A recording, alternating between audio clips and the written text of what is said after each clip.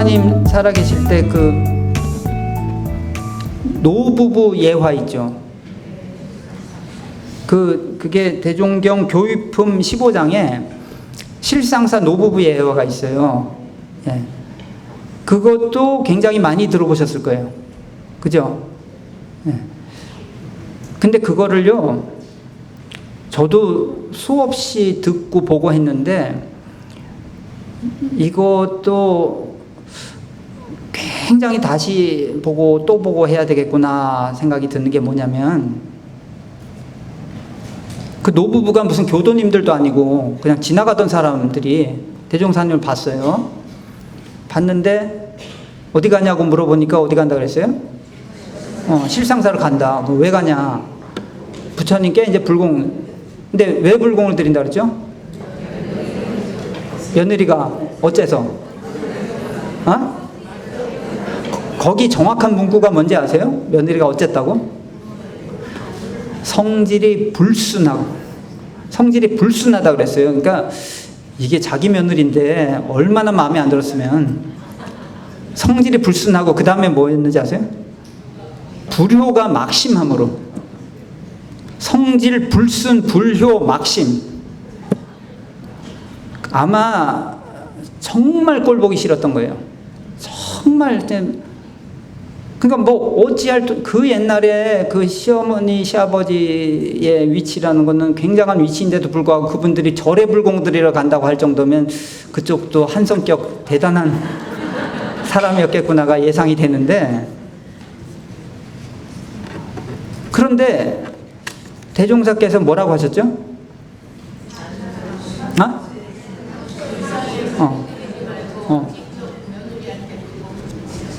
그러니까 아니 그 불공을 드리는데 왜 그 등상불, 그러니까 돌부처한테 왜 못하러 불공을 드리냐?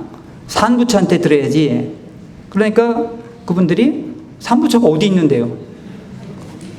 그러니까 뭐라고 하셨죠? 그 성질을 불순하고 불효 막심한 그 며느리가 산부처다. 왜? 당신 소원을 이루어줄 수 있는, 줄 수도 있고 안 이루어줄 수 있는 권능을 가진 부처님이다. 그 며느리한테 있지 않냐고. 그러니까 이 사람들이 그러면 불공을 그 산부처한테는 어떻게 드리는 거냐? 그러니까 뭐라고 하셨어요? 그 불공 드릴 돈 가지고 뭘 하라고요? 며느리 좋아하는 것도 사주고 뭐 이렇게 해서 부처님 공경하듯이 위에 줘보라. 그랬더니 이제 가서 몇 달 뒤에 돌아오셔서 무수히 감사를 올리거늘. 그래서 해피엔딩으로 끝났죠. 근데 이걸 잘 생각해야 되는 게, 다시 생각해 보면요, 그 노부부가 집에 가서 그럼 며느리가 뭐 좋아하니까 어떤 선물을 샀어요. 사고 이제 야, 너 좋아하는 거 샀다.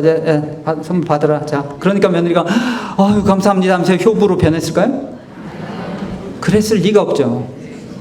그러니까 제가 다시 생각해 보면 그 노부부가 얼마나 그 이 현실 속에서 고민하면서 불공을 했을까가, 그게 몇 달 만에 효부로 변했다 이거는요, 굉장한 그 시행착오도 있었을 것이고, 뭘 사다 주지 말은 얼마나 어색했을까. 맨 처음에 서로 그냥 막 그랬던 사이에서 또 갑자기 좋게 말해 또 이상하게 생각할 거 아니에요.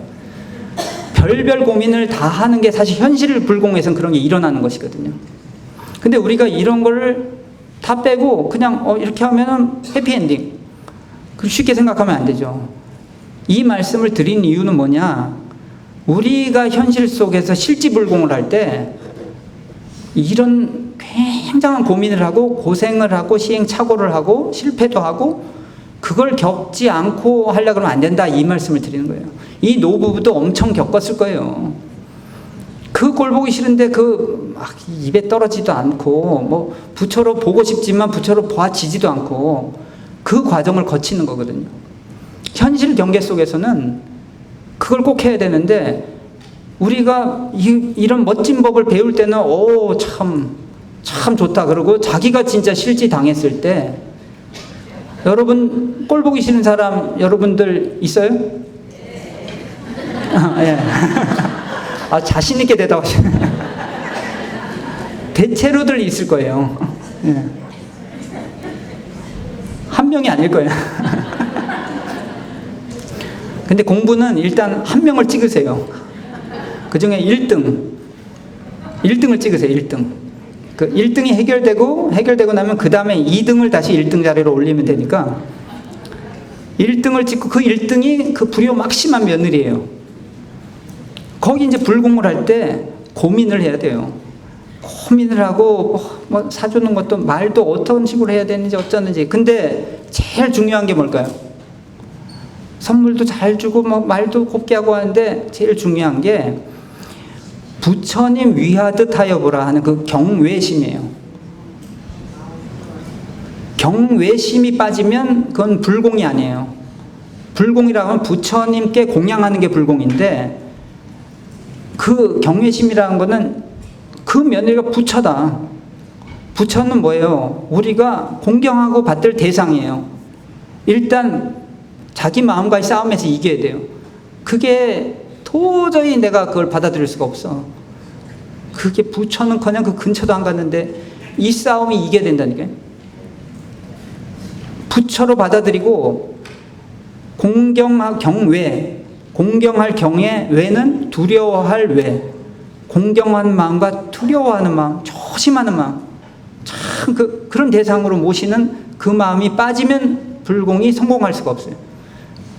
마음속으로는 그냥 막 미워 죽겠고 완전 무시하고 정말 인간 쓰레기로 보고 있으면서 겉으로만 뭐 좋은 말하고 절대 성공 못합니다. 사람들이 다 귀신이에요.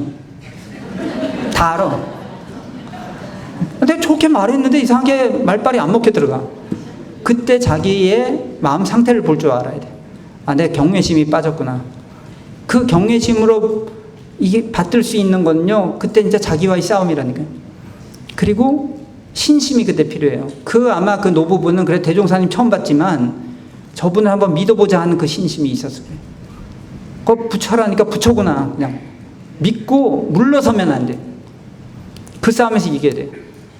물러서지 말고 그렇게 해서 내가 경외심을 가질 수 있으면요, 내가 진짜 조심조심하면서 두려워하는 마음에 공경한 마음이 정말로 자꾸 갖춰지면 그 다음에 이상하게 마음의 세계에서 풀려나갑니다.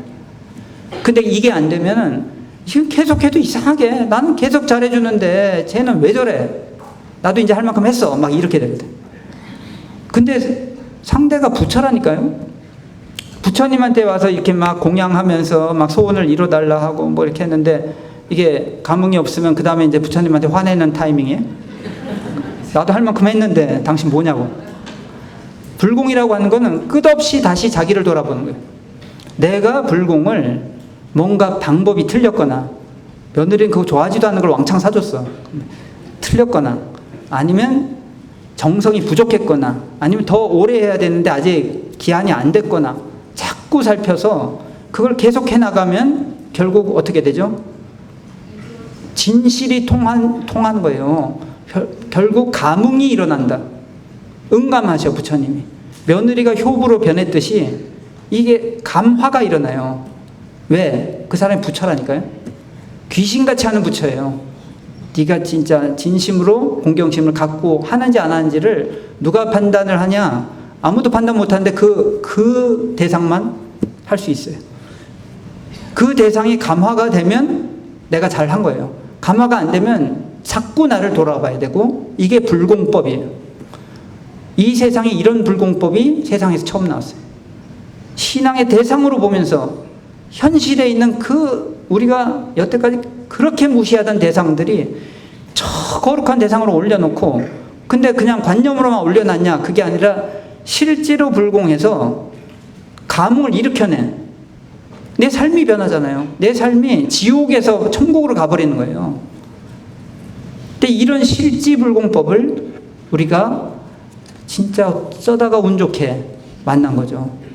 그러니까 어쩌다 문고리 잡았을 때 절대 문고리 놓지 말라고 했거든요. 교당에서 꼴 보기 싫은 사람이 있다고 해서 문고리 놔버리면 안 되고 그건 그거고 이 문고리는 절대 놓으면 안 돼.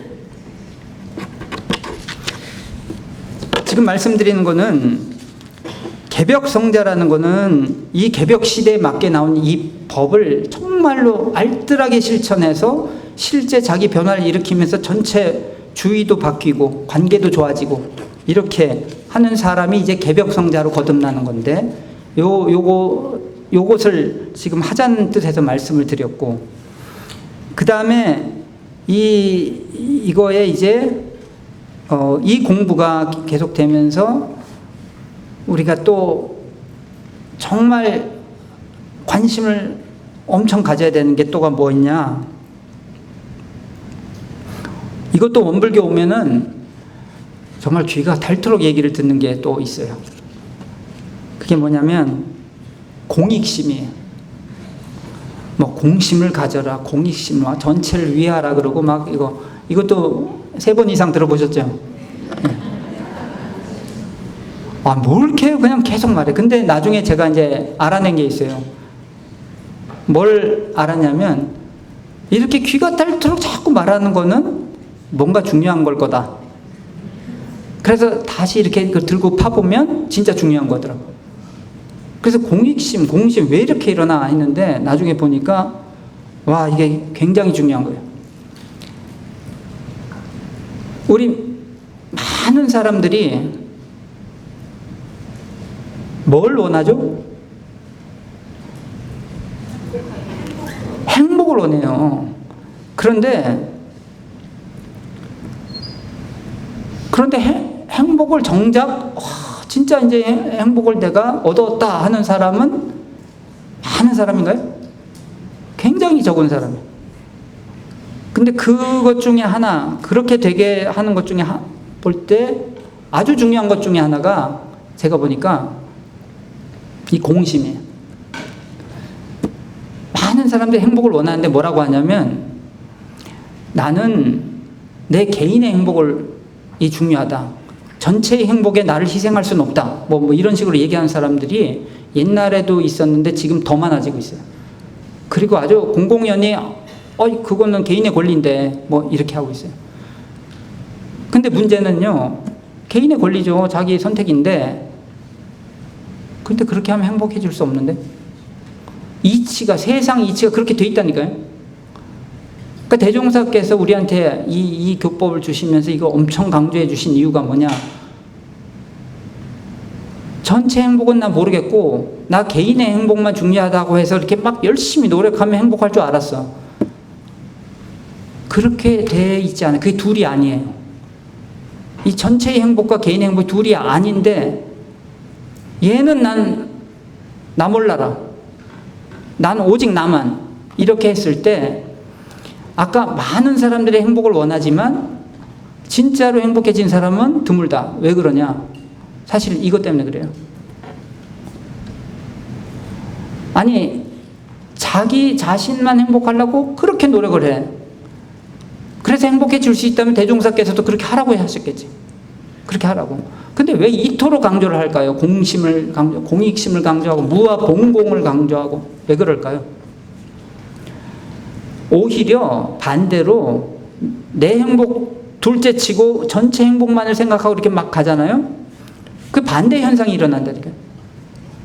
그러니까 우리 중생의 짧은 눈으로 내 행복이 난 중요해 하고 이렇게 막 열심히 노력하면 행복할 줄 알았는데 거긴 행복이 없어요. 근데 반대로 오히려 전체 행복, 나를 놓고 전체 행복을 향해서 계속 가면 그게 희한하게 개인의 행복이 거기 있다니까요. 전체도 행복해지면 같이 살아나. 그러니까 같이 죽든지 같이 살든지 둘 중에 하나예요. 너는 죽고 나는 산다 이런 법이 없다니까요. 이 세상의 이치가. 그러니까 이걸 모르니까 계속 나만 살자고 가니까 행복의 정반대로 가고 있는 거예요. 이 이치에 정반대로 가니 그게 행복이 길이 열릴 리가 없죠. 전체를 위해서 내가 좀 손해를 보더라도 그런 분들이 있어요. 바보처럼 그냥 내가 더 애를 쓰고 막 정신, 육신, 물질로 이렇게 막 정성 들여 바쳐보고 그 순이란 마음, 거기에 그렇게 되면 그렇게 한번 해보세요. 어떻게 되나. 불행해지나 자기는. 이게 전체를 항상 생각하는 사람이 그 사람을 누가 싫어할까요? 여러분 단체에 한번 두 사람이 왔어요. 둘 중에 하나를 선택해야 됐는데, 자, 1번 면접 두 사람이 보는데 1번 면접자는 자기만 생각하는 사람이야. 오직 자기만 중요해. 다른 거 다 필요 없어. 2번은 항상 자기 주위 전체를 다 같이 어떻게 하면 좋게 할까 생각해요. 자, 누구 뽑을래요? 당연하죠. 이거 저기 그 도둑놈들도 아마 2번 뽑을 거예요. 도둑놈들도 1번 싫어해. 지만 생각하는. 사실은요, 전체를 위해서 자꾸 그렇게 생각하는 사람이 이제 지혜가 자꾸 발전을 해요. 그러면서 전체를 좋게 만들어. 동시에 자기도 좋아져. 그리고 사람들도 다 그 사람을 좋아해. 그리고 전체를 위해서 자꾸 애를 썼다는 건 무슨 얘기냐? 복을 지었다는 얘기예요. 복을 지으면 그 복이 어디로 갈까요? 도로 그 사람한테 쏟아져요. 그러니까 나는 나를 잊어버리고 전체를 위해서 애를 썼는데 세상의 복이 그 사람한테 쏟아져. 사람들도 다 그 사람을 좋아해. 원리가 이와 같고, 반대로 하는 사람은 나는 내 행복밖에 중요하지 않아. 난 나만 생각해. 그럼 계속 그렇게 살아요. 그러면 자, 주위 사람들이 좋아할까요? 뭔가 이상하게 내 주위에 자꾸 점점 사람이 없어지기 시작해. 그리고 그렇게 살았다는 건 무슨 뜻이냐? 복을 안 지어. 복 지을 자리에도 안 지어. 절대 안 지어. 손 하나만 까딱해도 지을 수 있는 복들도 많거든요. 절대 까딱도 안 해요. 그러면 박복하기가 그지없는 인생이 이제 기다리는 거죠. 그리고 사람들은 다 싫어하고 도와준 사람도 없고, 그렇게 펼쳐지는 인생을 살면서 행복하기를 바래요, 마음에. 이 공익심, 공심이라는 거가 근본적으로, 이건 행복을 구하는 사람이라면 근본적으로 생각할 줄 알아야 돼요. 그래서 나밖에 모른다, 마음을 키워라. 자기 가족도 생각할 줄 알아야지. 내 가족밖에 모른다, 키워라. 더 지금 요 교당 정도, 그리고 우리 교당만 생각하지 말고 교단을 생각하고, 또 우리 교단만이 아니라 한국 전체, 한국만이 아니라 이게 자꾸 키워나가는 것이, 그래서 세계를 걱정하고 세계 사업을 하라는 게 이제 대종사님의 가르침인데, 어떤 분이 그러더라고요. 난 가정에 그냥 있고 그냥 이렇게 있는데 세계 사업을 내가 어떻게 하냐고. 뭘 그렇게 어렵게 생각하세요? 그냥 원불교 자체가 세계 사업 하는 건 원불교 와서 도와주면 되지. 뭘 어렵게 생각할 거 없어요. 지금 이렇게 하니까 이것이 다 세계 사업이 되고, 지금 이와 같이 나중에 그 깨달음의 증표가 무아봉공입니다. 요거는 기억해 두세요. 깨달았다고 굉장히 참 수준 높은 얘기를 하는 분이 있을 수 있어요. 근데 그 사람한테서 공익이 묻어나오지 않아. 그 사람의 말과 행동에서. 그러면 깨달지 않았다고 생각하시면 돼요. 깨달았는데 공익이 안 묻어나와? 그러면 그거는 굉장히 이상한 거예요.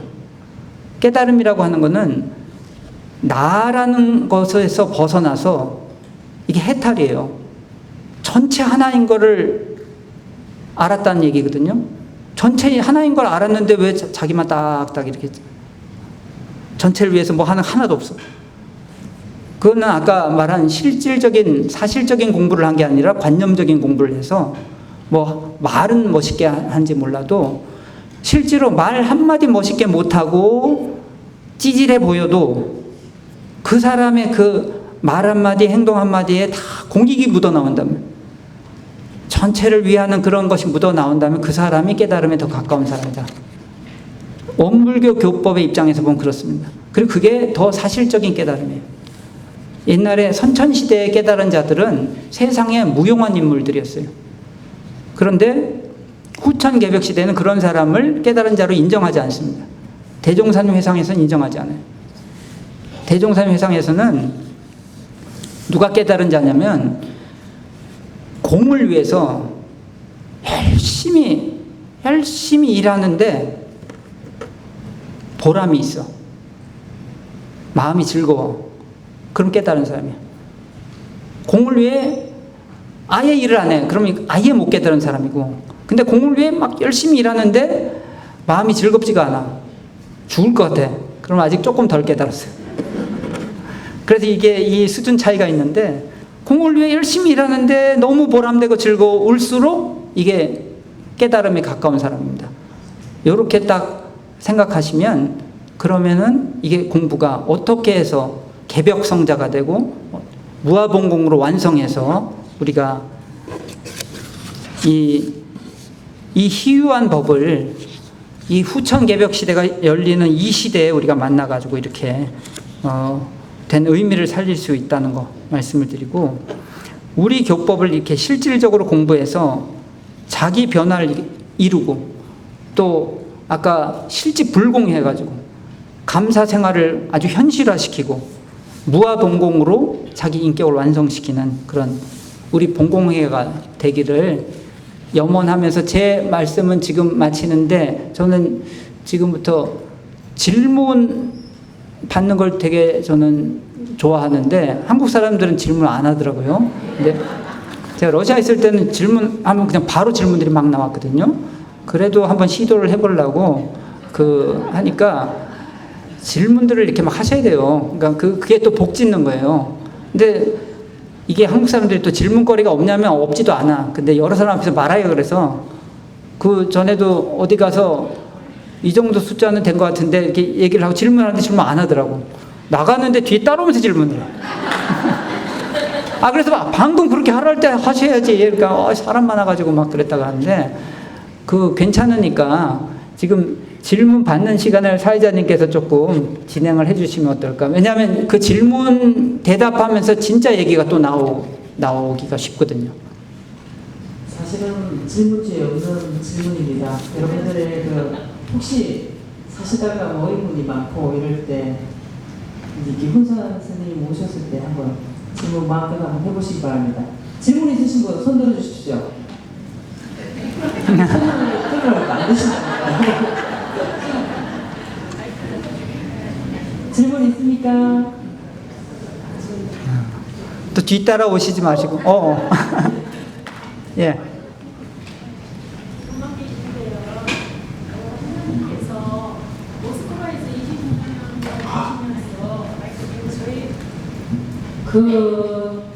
대종사님 법 저희 원불교를 그래도 어느 정도 교도님들이 계실 거 아니에요. 근데 저희들 원불교의 법을 어느 정도 이해를 하셨으며 또 느낌을 어떻게 받아들으셨는지 좀 궁금해요.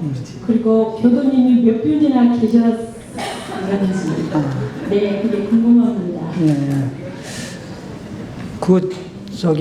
사진 갖고 올 걸 그랬네요.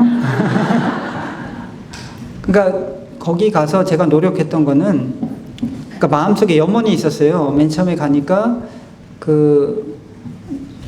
원불교 법회는, 그러니까 한국어 하는 쪽에는 이렇게 사람들이 많은데 원불교 법회는 사람이 적더라고요. 그러니까 고려인 분들, 거기 나이 드신 고려인 분들이 주로, 그러니까 이제 저는 이제 염원이 고려인뿐만 아니라 러시아 원래 민족이면서도 특히나 젊은 층이 좀 많이 왔으면 좋겠다는 염원을 가지고 있었어요.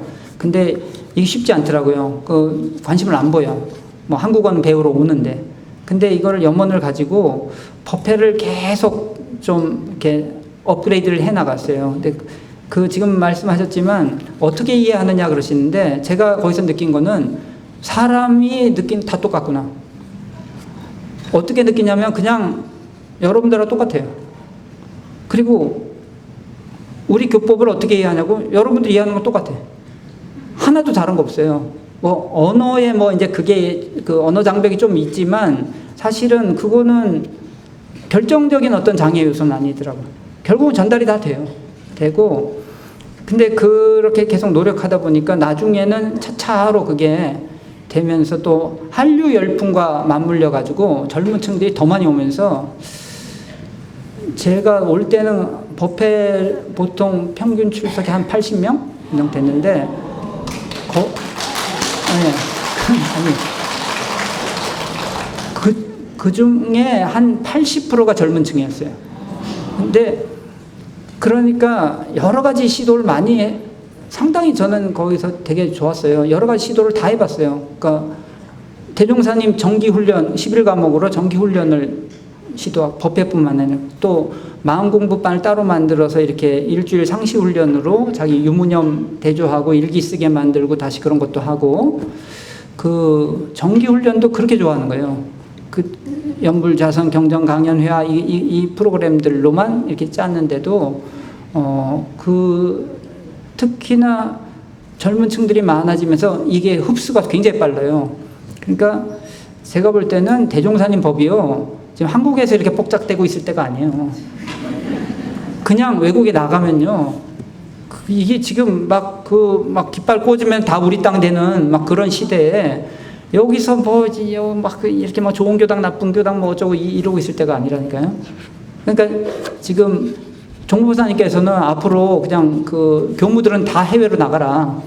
여기 한국은 교도들 중에 훌륭하신 분들이 많으니까 다 할 거다. 뭐 이렇게까지도 말씀하시거든요. 시대가 그런 시대예요. 그러니까 예.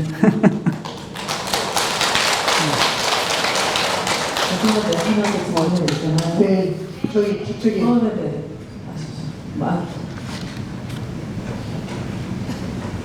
지금 질문 시간을 많이 하신 게 도움이 굉장히 깊습니다. 네, 한국에서는 지금 우리 교당들이 너무 언론님들만 계시고 한시가 안 돼서 너무너무 걱정을 많이 하고 있었는데 오늘 교무님 말씀 들으면서 걱정할 것이 없는 것 같습니다. 근데 단 한 가지 언론님들께서는 훈사님 교무님께서는 지금 우리나라의 교단들이 이렇게 지금 침체되고 있는 데 대해서 합하는 것, 교단들끼리 모여야 된다는 그런 얘기가 많이 나오는데 어떻게 생각하시는지 그리고 또한 언론님들께서는 이 교단을 떠나 죽는다고 합하는 것은 안 된다고 강을치로 지금 이런 아우성이 나오고 있는데 저희들로서는 교당이 좀 큰 교당으로 이렇게 작은 교당들이 합했으면 좋겠습니다. 저희들 조금 입장에서는. 그런데 언론님들은 내가 이 교당 떠나 자기 자녀들은 오지도 않는데 내가 이 교당에서 이 교당을 유지하고 있는데 내가 여기서 죽어서 내가 천도를 요 교당에서 받아야 된다는 아직과 고집이 굉장히 세거든요. 그래서 그 우리들은 그 언론님들의 그 뜻을 또 저버리지를 못하고 있습니다. 그런데 통폐합에 대해서 교무님께서는 어떤 생각을 가지고 있으신지 그것이 정말 심각한 문제라고 저희는 느끼고 있습니다. 저도 심각하다고 생각합니다.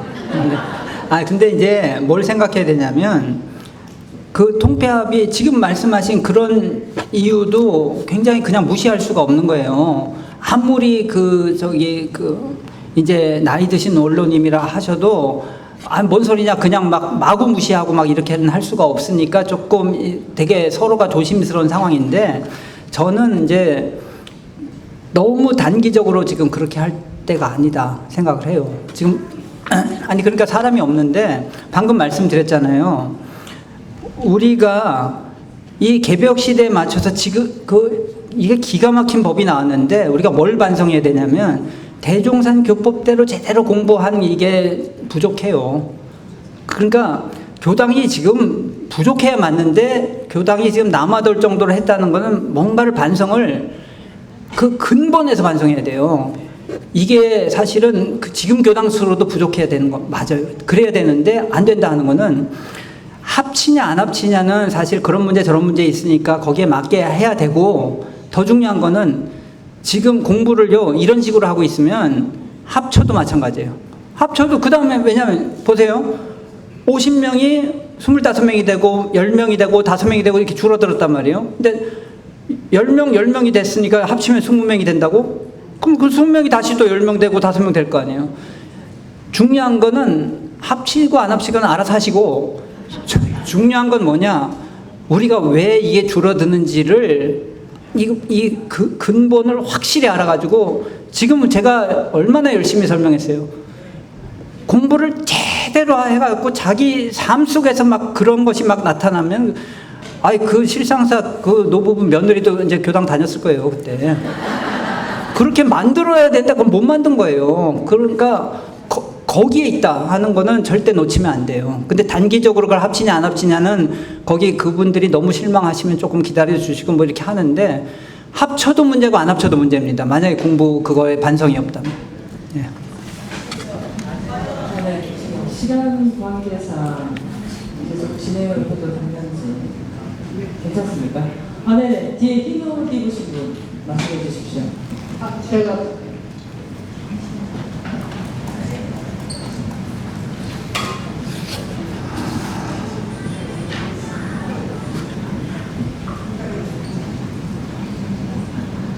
안녕하십니까. 서울교구 역삼교단에서 온 남성경입니다. 지금 다 듣고요. 역시 공통되는 문제가 교화의 문제가 아닌가. 저도 사실은 지금 한국 나이로 54세인데 이 법납이 46년이에요. 그럼에도 불구하고 제가 교화를 살아계신 분들의 교화는 사실 그렇게 많이 하지 못했습니다. 그리고 어떻게 해서 데리고 와도 이게 이어지는 경우가 별로 없어요. 그래서 지금 훈사님께서 말씀하신 것처럼 진심으로 요즘 젊은 엄마들이 하기 힘든 김치 같은 거 막 사다가 이렇게 간접적으로 홍보를 하기도 하고, 그 다음에 어떤 큰 이런 이벤트 같은 게 있을 때 같이 가보기도 하고, 저도 여러 가지 방법으로 시도하다가 지금은 조금 지친 상태라고 해야 할까요? 근데 저는 정말 걱정이 되거든요. 우리가 지금 말씀하신 어떤 분인지 모르겠는데 저희가 통합해서 약간 성공적인 사례가 된 교단 중에 하나입니다. 대치교단과 압구정교단이 합쳤는데요. 저희가 합쳐서 작년 3월에 봉불식을 한 이후로 24명의 새로운 신도가 와서 새 신도로 해서 원불교 입교를 했습니다. 그럼에도 불구하고 저는 개인적으로 매일매일 요즘에 드는 고민이 어떻게 하면 교화를 잘 할 수 있을까? 저는 정말 그냥 입에 발린 어떤 그런 걸 해보지도 않았고 정말 진심을 다해서도 열심히 했는데 그 어떤 필요한 게 딱 한 방인 것 같아요. 그게 제가 없나 봐요. 혹시 그런 어떤 비법 같은 게 있으시면 말씀해 주시면 감사하겠습니다. 그 약이 하나 있는데 그거 안 갖고 왔네. 한 알만 먹으면 그냥 다 되는. 근데 계속 말씀드렸잖아요.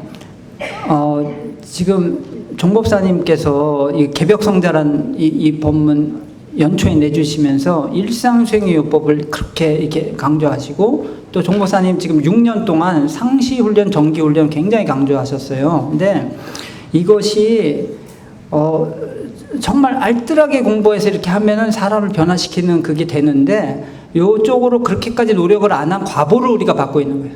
제가 볼 땐 그래요. 그래서 제대로 우리가 다시 공부하기 시작하면 다시 이건 반전이 된다. 왜? 이 개벽 시대에 맞춰서 나온 가르침이라니까요.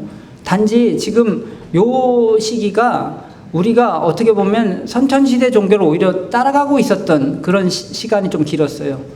그 선천시대 종교 하는 방식만 따라 했어요.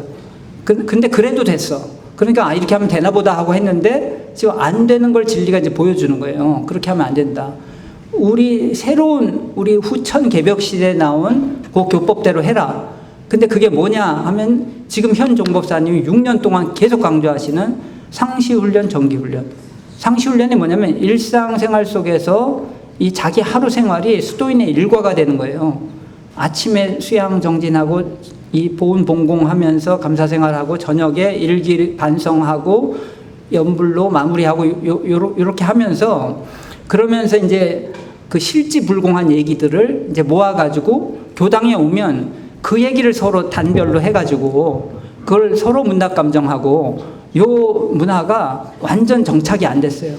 이게 돼야지 이게 삶이 실제로 변화하는 것인데, 요게 되고 그 다음에 여름 겨울로는 또 정기훈련으로 아예 다 놓고 들어가서 그 훈련원에 가서 이렇게 하는 것이 지금 형식만 겨우 있어요. 근데 그 형식의 실질 내용이 더 충실하게 하려면 우리가 더 노력해야 되거든요. 근데 그게 시간이 걸릴 거예요. 근데 그거를 저는 이게 시간 문제로 생각해요. 결국 그 당연히 이제 굉장한 걱정들이 있고 또 우리가 공부를 어떻게 갑자기 이렇게 그렇게 실질적으로 안 하다가 갑자기 하루아침에 확 그렇게 변하는 거 아니에요. 그 누구도 변화하려면요 상당한 시간이 필요합니다.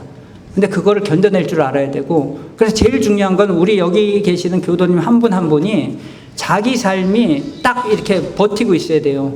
감사 생활이 안 무너지고 공심이 안 무너지고 그리고 3대력을 계속 키워나가고 그러면서 이리저리 이렇게 시도하다 보면 분명히 되는 것이 그 되는 길을 진리가 열어주거든요. 그리고 저희 대학원대학교도 벌써 2년 전에 또 그런 실지불공의 일환으로 청년 훈련을 만들었어요. 처음으로. 그래가지고 청년들, 대학생, 일반 대학생 청년들을 하고, 우리 예비교육자, 대학원, 대학교 학생들이 그때 한 40-50명 되니까 그 사람들, 그럼 이 사람들 40-50명이면 청년들을 한 100명쯤 왔으면 좋겠다. 그래서 한 150명이 같이 훈련했으면 좋겠다 하는 생각으로 만들었는데, 그리고 우리 이 대종사님 11개 과목 교법을 잘 얘기해주면 저는 비교도들이 서로 날려는 훈련을 만들어야 된다. 왜 그걸 못 만드냐. 이런 생각으로 만들었어요. 그래서 그 작년 겨울 첫 훈련 나고, 그 다음 여름에 나고, 그 다음 이번 겨울 3번 나고, 이번 여름에 또 날 거예요. 근데 첫 훈련 때는 사람 모으기가 굉장히 힘들었어요. 훈련이 알려진 바가 없으니까. 한 청년 대학생이 한 65명 왔습니다. 그리고 그 우리 대학원 대학교 학생들이랑 같이 해서 100명 정도 같이 이제 훈련을 났는데, 그 우리 교법을 제대로 얘기를 해주니까 굉장히 반응이 좋았어요. 그 다음 여름 훈련 때 청년 대학생이 65명에서 90명. 그 다음에 이번 겨울에 3번째 훈련할 때 100명 됐어요. 그렇게 계속 늘어나고, 또 저희는 이미 교도가 된 청년들이 많이 오는 것보다도 비교도들이 많이 와야 교화가 되는 거다.